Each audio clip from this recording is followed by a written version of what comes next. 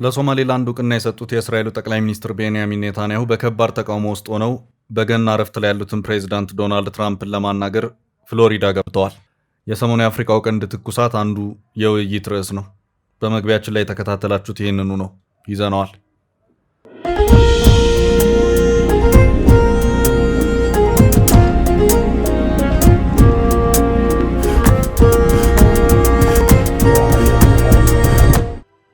የተከበራችሁ የፈታ ቤተሰቦች በያላችሁበት ሰላምታችን ይድረሳችሁ። ከፈታ ዴሊ ለተሰኘ ረፋድ መረጃ ወደ እናንተ ልናደርስ ተገኝተናል። እንደተለመደው መረጃውን በቅድሚያ በማስተዋወቅ እንጀምር።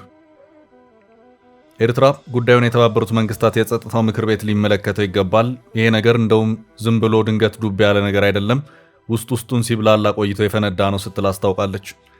ጉዳዩ እስራኤልና ሶማሌላንድን የሚመለከት ነው። ጥንቅራችን በዚሁ ዙሪያ የሚያደርሳችሁ መረጃ አለ። ሰሞኑን በድንገት መረጃ የወጣው የግብጽና የኤርትራ እንደዚሁም የግብጽና የጅቡቲ የወደብ ስምምነት በአንድ አቅጣጫ ይፋ ሆኗል። ይኸው ሚስጥራዊ ነበር የተባለለት የወደብ ስምምነት በትላንትናው ዕለት ይፋ የሆነው በግብጽ በኩል ነው። ጥንቅራችን ይዞታል። ሰሞኑን ለሶማሌላንድ ሀገራዊ እውቅናን በመስጠት ከፍተኛ ዓለም አቀፋዊ ንቅናቄ እንዲፈጠር ያደረጉት የእስራኤሉ ጠቅላይ ሚኒስትር ቤንያሚን ኔታንያሁ በአሁኑ ሰዓት አሜሪካ ገብተዋል። እሳቸውን የያዘው የእስራኤል አውሮፕላን ፍሎሪዳ ኤርፖርት ደርሷል። እስራኤል ለሶማሌላንድ ሀገራዊ እውቅናን በመስጠቷ ከባድ የሆነ የተቃውሞ ውርጅብኝ እየወረደባት ይገኛል።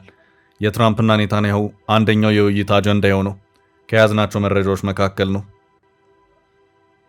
ኤርትራውያኑ መታሰራቸው ተሰምቷል። ከ100 በላይ ኤርትራውያን በድንበሩ ተይዘዋል። መረጃውን ይዘነዋል። የየመኑ ሁቲ እስራኤል ወደ ሶማሌላንድ ከመጣች ሶማሌላንድን ኢላማ እንደሚያደርግ በሳምንቱ መጨረሻ ይፋ አድርጓል። የሁቲ ቡድን መሪ የሆኑት አብድል ማሊክ አል ሁቲ እስራኤል ለሶማሌላንድ እውቅና መስጠቷን ተከትሎ ሶማሌላንድን ወታደራዊ ኢላማ እናደርጋለን ሲሉ ዝተዋል። አልሸባብ በበኩሉ እስራኤል እንዋጋለን ያለ ሲሆን በዚህ የሶማሌላንድ መንግስትና በእውቅናው የተደሰቱ ዜጎችን የእስልምና ጠላት ሲል ፈርጇቸዋል። መረጃው ዝርዝር አለው። በተያዘ መረጃ ሶማሊያ ከአውሮፓ ህብረት ድጋፍ አግኝታለች። የአውሮፓ ህብረት የሶማሊያ ሉዓላዊነትና የግዛት አንድነት ይከበር ሲል ከሞቃዲሾ ጎን መቆሙን አሳይቷል። አጠር ያለ ዘገባ ይዘናል። እስከ ፍጻሜው አብራችሁን ቆዩ። የምንለቃቸው ዕለታዊ ትኩስ ዜናዎች እንዲደርሷችሁ ላይክ፣ ሼር፣ ሰብስክራይብ ማድረግ እንዳትረሱ። መሃል ፒያሳ ላይ እጅግ ድንቅ አፓርትመንት ለሽያጭ ቀረበ። የአማና ትሬዲንግ እህት ኩባንያ ከሆነው ሜሪት ሪል ስቴት በመሃል ፒያሳ ወዳጅነት ፓርክ አጠገብ በፖስቴሽን ቴክኖሎጂ እያስገነባናቸው የሚገኙ አፓርትመንቶችም ለሽያጭ አቀረብንላችሁ። ባለ 1 መኝታ ከ500 ሺህ ጀምሮ፣ ባለ 2 መኝታ ከ840 ሺህ ጀምሮ፣ ባለ 3 መኝታ ከ1.2 ሚሊዮን ብር በ10% ቅድመ ክፍያና ከረጅም ጊዜ የባንክ ብድር ጋር አቀረብንላችሁ። ለአጭር ጊዜ የሚቆይ እስከ 35% የሚደርስ ዳጎስ ያለ ቅናሽ የተዘጋጀ ሲሆን ባሉበት ሆኖ በዲኤችኤል ይጨርሱ። አሁኑን ይደውሉ። ለበለጠ መረጃ 0971 99171።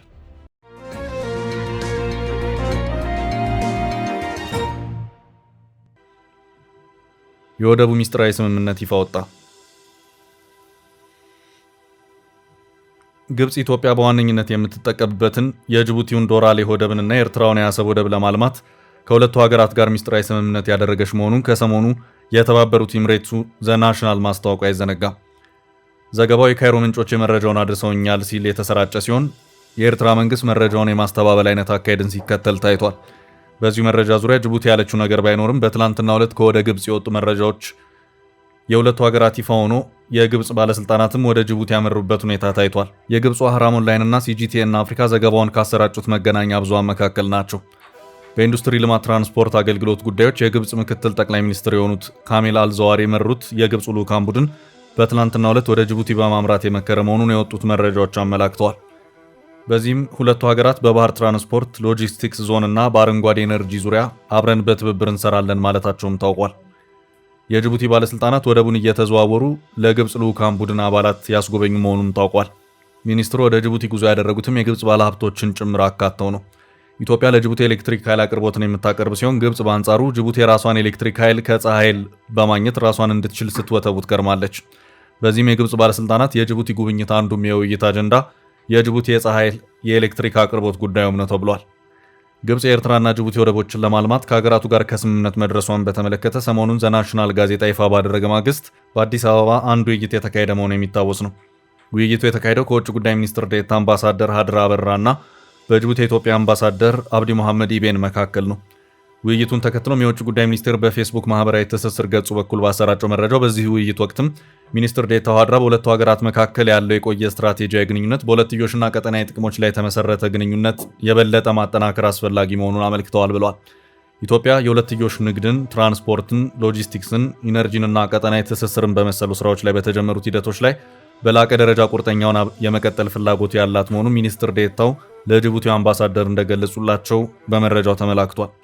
በውጭ ጉዳይ ሚኒስቴር ተገኝተው ከሚኒስትር ዴኤታው ሀድራ አበራ ጋር የመከሩት በኢትዮጵያ የጅቡቲው አምባሳደር አብዲ መሐመድ ኢቤ በበኩላቸው ሁለቱን ሀገራት የጋራ ጥቅሞች መሰረት ያደረገ መልኩ ጅቡቲ የሁለትዮሽ ግንኙነቱን የበለጠ ለማጠናከር ቁርጠኛ ናት ማለታቸውም ታውቋል።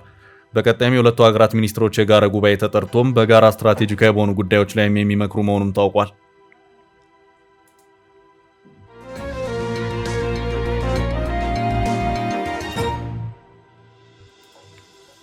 ወደ ቀጣይ መረጃ አለፍን።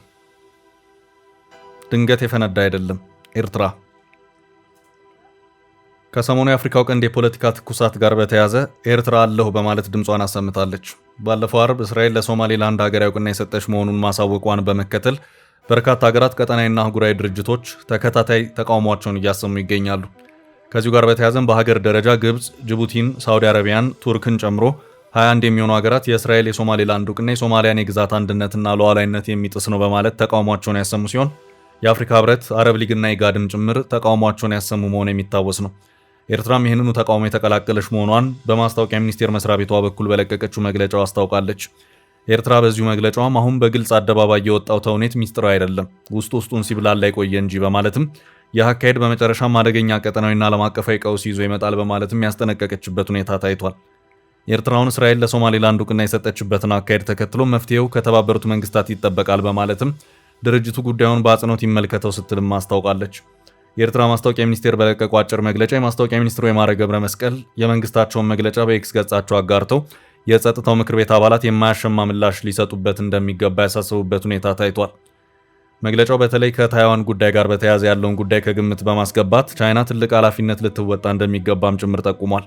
ኤርትራ ከዓመታት በፊት በሶማሊያ ውስጥ ጉዳይ ጣልቃ በመግባት ለአሸባሪዎች የጦር መሳሪያ እያቀበለች ነው በሚል በተባበሩት መንግስታት የጸጥታው ምክር ቤት አማካይነት ማዕቀብ ተጥሎባት የቆየ መሆኑ የሚታወስ ነው።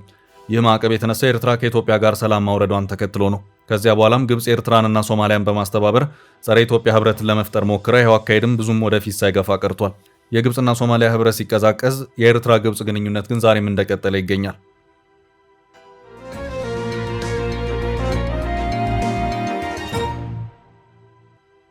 ወደ ቀጣይ መረጃ አለፍ። በእውቅናው ማግስት ኔታንያሁ አሜሪካ ገቡ። ሰሞኑን ለሶማሌላንድ ሀገራዊ እውቅናን በመስጠት ከፍተኛ ዓለም አቀፋዊ ንቅናቄ እንዲፈጠር ያደረጉት የእስራኤሉ ጠቅላይ ሚኒስትር ቤንያሚን ኔታንያሁ በአሁኑ ሰዓት አሜሪካ ገብተዋል። እሳቸውን የያዘው የእስራኤል አውሮፕላን ፍሎሪዳ ኤርፖርት ደርሷል። ፕሬዚዳንት ዶናልድ ትራምፕ ለገናና አዲስ ዓመት ረፍት ከነጩ ቤተ መንግስት በመውጣት በፍሎሪዳ ማረፊያ ይገኛሉ። ጉዳዩ አፋጣኝ በመሆኑም ጠቅላይ ሚኒስትር ቤንያሚን ኔታንያሁ ትራምፕ የረፍት ጊዜያቸውን ሳይጨርሱና ወደ ነጩ ቤተ መንግስት ሳይመለሱ በፍሎሪዳ የረፍት ጊዜያቸው ማግኘት ግድ ብሏቸዋል። መረጃዎች የሚያመለክቱት ኔታንያሁ ከትራምፕ ጋር በሚኖራቸው ቆይታ የጋዛን የሰላም እቅድ፣ የኢራንን ጉዳይና ሰሞኑን በአዲስ መልኩ በተቀጣጠለው የሶማሌላንድ እውቅና ጉዳይ የሚመክሩ ይሆናል። ጠቅላይ ሚኒስትር ቤንያሚን ኔታንያሁ ለሶማሌላንድ ሀገራዊ እውቅናን መስጠታቸውን ተከትሎ ከፍ ያለ ዓለም አቀፍ ተቃውሞ እየተሰማባቸው ይገኛል። አረብ ሊግ፣ የአፍሪካ ህብረት፣ የአውሮፓ ህብረት፣ ኢጋድና ሌሎችም ከሚጠቀሱት ዓለም አቀፍ አህጉራዊና ቀጠናዊ ድርጅቶች መካከል ይገኙበታል።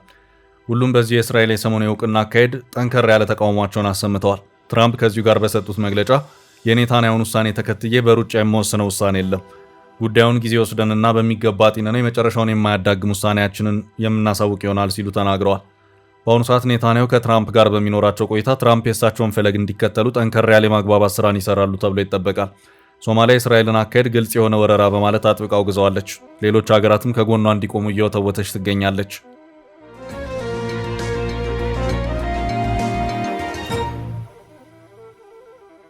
በቀጣይ ርዕሳችን በድንበሩ የተያዙት 100 ኤርትራውያኑ መታሰራቸው ተሰምቷል። ከ100 በላይ ኤርትራውያን በድንበሩ ተይዘዋል። 103 ህገወጥ ኤርትራውያን ስደተኞችና 5 የሰዎች አዘዋዋሪ ደላሎች በቁጥጥር ስር መዋሉን የደቡብ ኢትዮጵያ ክልል ፖሊስ ኮሚሽን አስታውቋል። ፖሊስ ኮሚሽኑ ትላንት እንዳስታወቀው ስደተኞቹና የሰዎች አዘዋዋሪዎቹ ከትላንት በስቲያ ከሌሊቱ 9 ሰዓት ላይ የተያዙት በክልሉ ደቡብ ኦሞ ዞን ሐመር ወረዳ ውስጥ ኤርቦሬ በተባለ ስፍራ ነው። ህገወጥ ስደተኞቹና አዘዋዋሪ ደላሎች የተያዙት በዕቃ መጫኛ ካሚዮን ተሳፍረው የኢትዮ ኬንያን ድንበር ለማቋረጥ በመጓዝ ላይ ባሉበት ወቅት ነው ተብሏል። ሰዎቹ ሊያዙ የቻሉት የፌዴራልና የክልሉ ጸጥታ አካላት ባደረጉት ክትትልና የመረጃ ልውውጥ መሆኑን በክልሉ ፖሊስ ኮሚሽን የመረጃና ኢንተለጀንስ ዳይሬክቶሬት ዳይሬክተር ኮማንደር ጌታነህ ወልደሃና ለዶቼ ቬለ ተናግረዋል። በአሁኑ ወቅት ህገወጥ ስደተኞቹና በአዘዋዋሪ ደላሎች ላይ ፖሊስ ተጨማሪ ምርመራ እያደረገ እንደሚገኝ ዳይሬክተሩ ጨምረው ገልጸዋል። ይህ በእንዲህ እንዳለ ከ2 ዓመታት በፊት በተመሳሳይ በርካታ ኤርትራውያን መያዛቸው ይታወሳል። በመከላከያ ሰራዊት ተሽከርካሪ ተጭነው ወደ ኬንያ ሲጓዙ የነበሩ 53 ህገወጥ ኤርትራውያን ስደተኞችን በቁጥጥር ስር መዋሉን የደቡብ ኢትዮጵያ ክልል አሌ ዞን ማስታወቁ የሚታወስ ነው። በወቅቱ ይሁንና የመከላከያ ሰራዊት መኪና በምን አግባብ ህገወጥ ስደተኞችን ወደ ሌላ ሀገር ለማጓጓዝ አገልግሎት ላይ እንደዋለ በትክክል እንዳልታወቀም ነበር የተዘገበው። በኢትዮጵያ ውስጥ ከፍተኛ ቁጥር ያላቸው ኤርትራውያን ስደተኞች የሚገኙ ሲሆን ሌሎች ደግሞ በኢትዮጵያ በኩል በየብስና በአየር ወደ ኬንያና ወደ ሌሎች ሀገራት ይሻገራሉ። ኤርትራን በሚዋሰኑት ኢትዮጵያና ሱዳን ውስጥ ባሉ ግጭቶች ምክንያት ኬንያና ኡጋንዳ በኤርትራውያን ስደተኞች ተመራጭ መዳረሻ ሆነዋል። በአብዛኛው የኤርትራውያኑ ስደተኞች መዳረሻ ኬንያ እንደሆነ ነው የሚነገረው። አንዳንድ ስደተኞች እዛው ኬንያ ውስጥ መኖር ሲቀጥሉ፣ ሌሎች ደግሞ የስደተኝነት ምዝገባ ቀላል ነው ብለው ወደሚያምኑባቸው ወደ ኡጋንዳ፣ ሩዋንዳ እና ደቡብ አፍሪካ ለመሸጋገሪያነት ኬንያን ይጠቀሙባታል። የሰዎች ዝውውር መረቡ በእነዚህ ሀገራት ውስጥ ሁሉ የሚንቀሳቀስ ሲሆን ከአንድ ሀገር ወኪል ወደ ሌላው በማቀባበል እስከ መድረሻቸው ድረስ የተያያዘ ነው። አንዳንድ ጊዜም ይህ የሰዎች ዝውውር መረብ ከአፍሪካን ባሻገር እስከ አውሮፓና ሰሜን አሜሪካ ይደርሳል። የሰዎች አዘዋዋሪ ስራ ስደተኞችን ወደ ናይሮቢ በሚያደርጉት ጉዞ በማቀባበልና ቀጣይ ጉዞአቸው እስኪመቻችና አስፈላጊው ክፍያን እስኪፈጽሙ ድረስ በማቆያ ቤቶች ማሳረፍን ያካትታል። እስከዚያ ጊዜ ድረስም አንድ ስደተኛ ምናልባት እስከ $5000 የሚደርስ ገንዘብ በመክፈል ለቀጣይ ጉዞ ደግሞ ተጨማሪ ገንዘብ እንደሚያስፈልገው የቢቢሲ መረጃ ያመለክታል።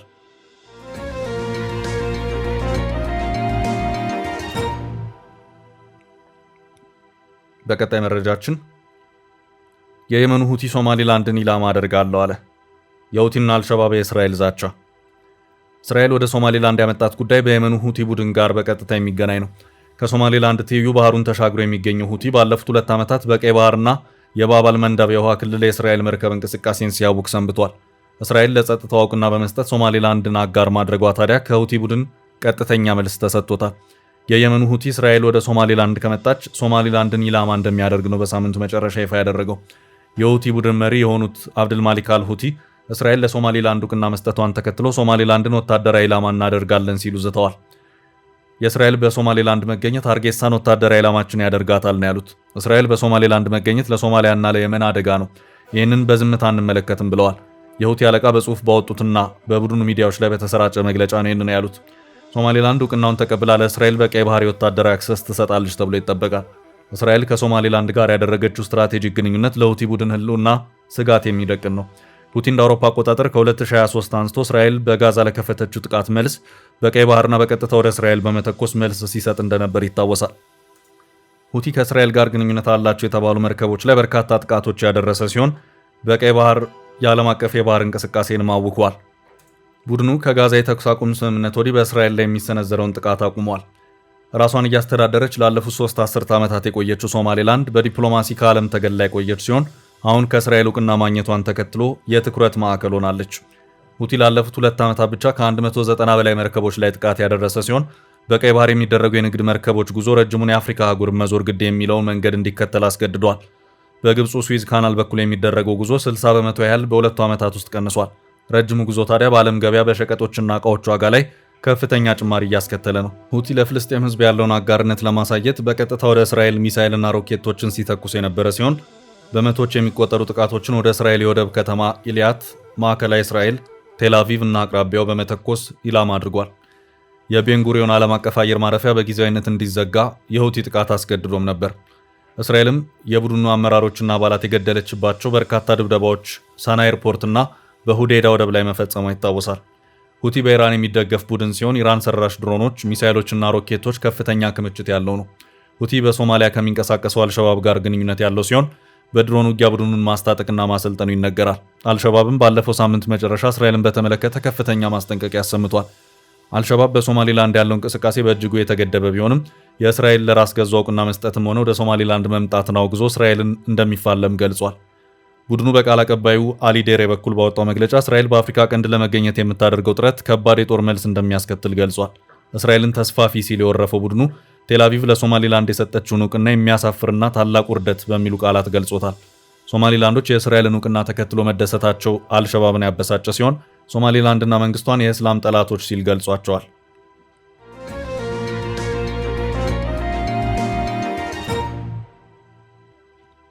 ወደ ቀጣይ መረጃ አለፍን። የአውሮፓ ህብረት ከሶማሊያ ጎን ቆመ። እስራኤል ለሶማሊላንድ የሰጠችው ዕውቅና የበረታ ተቃውሞ ከአረቡ ዓለም ሀገራት የተሰማበት መሆኑ ይታወቃል። እስካሁን ድረስ ከ20 ሀገራት በላይ ዕውቅናውን ተቃውመዋል። ሶማሊያ በዚህ ጉዳይ ከአውሮፓ ድጋፍ ማግኘቷ ደግሞ ዛሬ ላይ ተሰምቷል። የአውሮፓ ህብረት የሶማሊያ ሉዓላዊነትና የግዛት አንድነት ይከበር ሲል ከሞቃዲሾ ጎን መቆሙን አሳይቷል። ሶማሊያ ከአፍሪካ ሀገራትና ከመካከለኛው ምስራቅ አልፎ የአውሮፓ ህብረትን ድምፅ አግኝታለች። የአውሮፓ ህብረት የውጭ ጉዳዮች ቃል አቀባይ የሆኑት አንዋር ኤል አኑኒ በሰጡት ቃል የአውሮፓ ህብረት የሶማሊያ ፌዴራላዊ ሪፐብሊክን አንድነት፣ ሉዓላዊነትና የግዛት አንድነት የማክበርን አስፈላጊነት በድጋሚ ያረጋግጣል ብለዋል። የእስራኤል እርምጃ በአፍሪካ ቀንድ ያለውን ሰላምና መረጋጋት የሚያናጋ ነው ሲሉ ውሳኔውን ገልጸውታል። የአውሮፓ ህብረት በሶማሊያና ሶማሊላንድ በኩል ትርጉም ያለው ንግግር እንዲካሄድ ጥሪ አቅርቧል። ልዩነታቸውን በንግግር ብቻ እንዲፈቱ የውጭ ኃይሎች ጣልቃ ገብነት እንዲቆምም ህብረቱ ጠይቋል።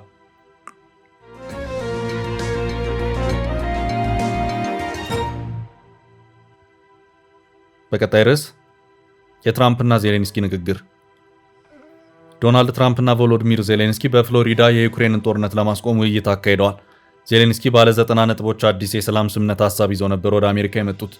በውይይቱ ታዲያ መሻሻሎች መታየታቸው ቢነገርም የአሜሪካው ፕሬዝዳንት ትራምፕ ግን የግዛት ጉዳይ አሁንም አልተፈታም ሲሉ ተሰምተዋል። የአሜሪካም ሆነ የዩክሬን ፕሬዝዳንቶች ውይይቱን በጣም ጥሩ ሲሉ ቢገልጹትም ትራምፕ አንድ ወይም ሁለት በጣም አወዛጋቢ ጉዳዮች አሁንም ድረስ ሳይፈቱ ቀርተዋል፣ በተለይም በግዛት ጉዳይ ብለዋል። ዜሌንስኪ በማር-አላጎ ለጋዜጠኞች በሰጡት መግለጫ ከባለ 20 ነጥብ የሰላም እቅዱ መካከል 90 በመቶ ላይ ስምምነት ላይ መድረሳቸውን ሲገልጹ፣ ትራምፕ ደግሞ ለዩክሬን የተሰጠው የደህንነት ዋስትና ወደ 95 በመቶ የሚጠጋው ተጠናቋል ብለዋል። ዜሌንስኪ አሜሪካና ዩክሬን ልዑካን በሚቀጥለው ሳምንት ለ4 ዓመታት ያህል የቀጠለውን ጦርነት ለማስቆም ያለሙ ጉዳዮች ላይ ተጨማሪ ውይይት ለማድረግ እንደሚገናኙ ተናግረዋል። ዜሌንስኪ በቴሌግራም የመልእክት መላላኪያ ገጻቸው ላይ ባሰፈሩት መልእክት በሁሉም ጉዳዮች ላይ ጉልህ ውይይት አድርገናል። የዩክሬንና የአሜሪካ ልዑካን ባለፉት ሳምንታት ላሳዩት መቀራረብ ከፍተኛ አድናቆት አለን ሲሉ ተናግረዋል። ሩሲያ እንደ አውሮፓ አቆጣጠር በየካቲት 2022 ዩክሬንን ሙሉ በሙሉ የወረረች ሲሆን በአሁኑ ሰዓት 20 በመቶ የሚሆነውን የዩክሬን ግዛት ትቆጣጠራለች። ሩሲያ በአብዛኛው የምትቆጣጠረውን የምስራቅ ዩክሬን የዶንባስ ክልልን ከወታደራዊ ኃይል ነፃ ቀጠና ለመቀየር የቀረበው ሀሳብ አሁንም አልተፈታም ሲሉ ትራምፕ ተናግረዋል። ሞስኮ በአሁኑ ወቅት 75 በመቶ የሚሆነውን የዶኔስክ ክልልና 99 በመቶ የሚሆነውን የሉሃንስክ ክልል ትቆጣጠራለች። ውድ ቤተሰቦቻችን ለዛሬ ያዝንላችሁ ርዕሰ ጉዳዮች እዚህ ላይ ቋጨን። ላይክ፣ ሼር እና ኮሜንት በማድረግ ለቻናላችን ድጋፋችሁን መግለጽ እንዳትዘነጉ እያልን ከሌሎች መረጃዎች ጋር ደግመን እስክንገናኝ ቸር ያሰማን ስንል ተሰናበትን።